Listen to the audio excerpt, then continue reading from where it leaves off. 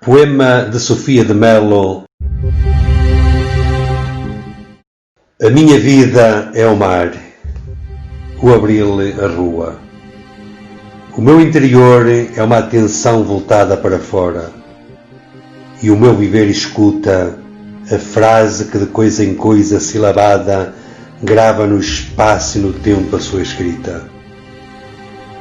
Não trago Deus em mim, mas no mundo procuro, sabendo que o real o mostrará.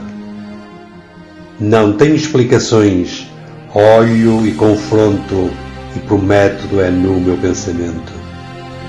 A terra, o sol, o vento, o mar são a minha biografia e são o meu rosto. Por isso não me peçam cartão de identidade, pois nenhum outro senão o mundo tenho.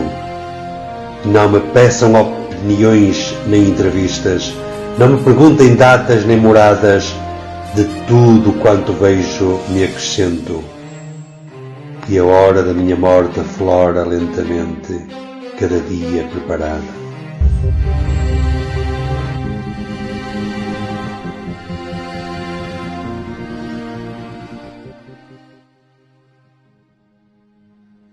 Minhas amigas e meus amigos, no seguimento das nossas reflexões anteriores, hoje, de uma forma muito sucinta, vou falar da Sofia de Mello, que reconheço que não é nada fácil falar desta grande mulher, desta grande escritora. Mesmo assim, reforço duas ou três ideias biográficas sobre ela. Como sabeis, ela nasceu no Porto em 1919 e morreu em Lisboa em 2004, depois de uma vida cheia de atividades, não só no campo literário, como também no campo social e no campo político. Esta mulher viveu muito tempo junto ao mar, concretamente toda a sua infância, e isso fez com que ela tivesse desde sempre essa harmonia, essa sintonia com esse elemento natural que é o mar, que ela depois vai transpor para os seus poemas de uma forma tão bela e tão sublime. Sofia é considerada por muitos, praticamente podemos dizer por todos os estudiosos da literatura, como sendo uma das vozes mais fascinantes da poesia portuguesa contemporânea, porque conjuga de forma surpreendente a realidade com o imaginário, para exprimir o amor que ela tinha pela vida, a relação que ela tinha com os outros, esse convívio humano com as coisas que ela também vai expressar nos seus textos. Antes de concentrar a minha atenção sobre o poema que acabamos de ouvir, da Sofia, duas ideias que nos vão ajudar a compreendê-lo melhor. Primeira coisa, Sofia, de facto, amava as coisas visíveis. E que são essas coisas visíveis para Sofia? Ela própria diz, são coisas enquanto se respiram, se veem, se escutam, se sentem em certos momentos especiais. Não são meros objetos. E ela depois fala-nos dessas grandes coisas, desses grandes todos, que são, portanto, a terra, o mar, o ar, a luz, como fossem grandes paisagens que, de certa maneira, funcionam como todos que englobam imensas partes, nomeadas corretamente pelo ser humano, essas coisas que eu, ao nomear, passam a ser muito mais do que objetos e passam a fazer parte de uma relação intrínseca. A poesia, diz ela, que é a minha explicação com esse universo, a minha convivência com as coisas, a minha participação nesse mundo real, o meu encontro com as vozes e as imagens. Por isso, o poema não fala de uma vida ideal, mas sim de uma vida concreta. E é precisamente nesta linha que nós vamos falar um bocado sobre o poema que ouvimos. Olhando para o poema, propriamente dito, não é minha intenção amassar-vos com grandes filosofias, mas sim lançar 4 ou 5 ideias à volta deste poema. Em primeiro lugar, realçar a importância do real em nós. De facto, o sujeito poético começa logo por identificar-se, por dizer que a sua vida é o mar, é abril, é a rua.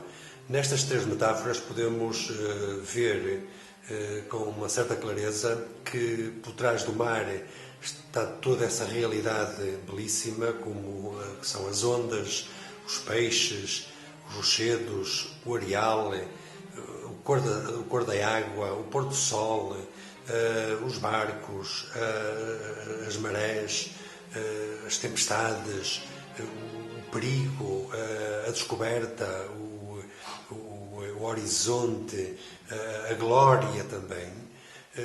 Por trás da metáfora de Abril, depois estará a luta, estarão as ideias, a liberdade. E a rua, pois, leva-nos para as pessoas. Sabemos que o sujeito poético é, de facto, humanista. E estas pessoas com rosto, estas pessoas com sentimento, estas crianças, velhinhos, pessoas que no dia-a-dia andam nesse stress, nessa agitação contínua. Portanto, ela resume isso tudo como fosse a rua. E neste sentido, o sujeito poético afirma que todo o seu interior é uma atenção voltada para fora. Portanto, temos aqui esta primeira ideia de alguém que se tenta completar com as coisas que tanto ama. A sua escrita, no fundo, vai ser um reflexo dessas coisas, como ela diz, o meu viver escuta a frase que de coisa em coisa silabada grava no espaço e no tempo a sua escrita. Portanto, aqui é importante ver que o próprio Criador, ao pôr-nos à nossa frente esses objetos e nós, ao nomeá-los, ao identificá-los, tomamos consciência desses objetos e como que esses objetos entram em nós e formam em nós, portanto, essa relação intrínseca em que o sujeito poético e o objeto são, no fundo, a mesma coisa ou pertencem à mesma essência. O sujeito poético, depois, falando um pouco da divindade, logicamente que ele confessa que não traz Deus dentro dele, mas que há uma tentativa de o encontrar onde? Fora. Mais uma vez, com a esperança de que o real o revelará um dia. Há aqui uma ideia simpática que eu quero partilhar convosco, que é exatamente este procurar Deus no outro. Ou seja, isto é uma ideia muito cristã, que nós vimos, por exemplo, quando Cristo diz: tinha fome, deste-me de comer, tinha sede, deste-me de beber, estava nu e vestiste-me, estava na prisão e foste-me visitar. Portanto, quando a pessoa lhe pergunta: mas quando é que eu fiz isso? Sempre que fizeste a um dos meus irmãos, a mim me fizeste. Portanto, aqui está essa atenção que nós devemos ter ao outro, porque de facto é aí, nesse outro e nessa ação, nesse amor desinteressado, nesse querer o bem, que nós encontramos também e somos parte dessa divindade que sofre e que está nesse próximo nosso. Ela, nesta simbiose que faz com a realidade, também não se preocupa, como já vimos, por exemplo, em Cairo em explicar as coisas, em interpretar as coisas, ou esse real. Esse real existe, é o que tem de verdade. Portanto, ela diz que tem como hábito, tem como método não pensar, é nu o meu pensamento, ou seja, como que há aqui também uma recusa ao intelecto, ao pensamento, à justificação de tudo, para centrar-se mais nas sensações, concretamente na sensação de escutar, como já vimos, e na sensação de ver. E nesse sentido, ela reforça de uma forma categórica essa totalidade das coisas que existem e que fazem dela aquilo que ela é. Portanto, ela a certa altura diz que a sua biografia, o seu rosto, não é nada mais, nada menos do que a terra, o sol, o vento e o mar. Portanto, estas outras 4 grandes metáforas que, de facto, são cenários, macro-cenários, que em si têm também um conjunto de seres que de certa maneira acabam por marcar, por chamar a atenção, por ser objetos de observação por parte do sujeito poético. Por isso, ela, como que em forma de desabafo, de conselho, diz que não tem outra identidade senão esse mundo todo.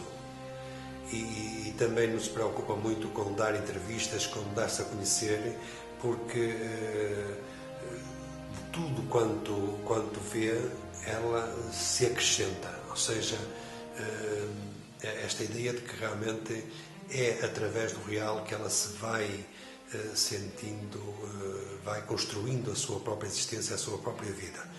E finalmente, chama a atenção para uma outra ideia que é muito importante neste poema, que é transmitida no último dístico, em que ela diz que a hora da sua morte aflora de uma forma lenta e vai sendo preparada no dia a dia.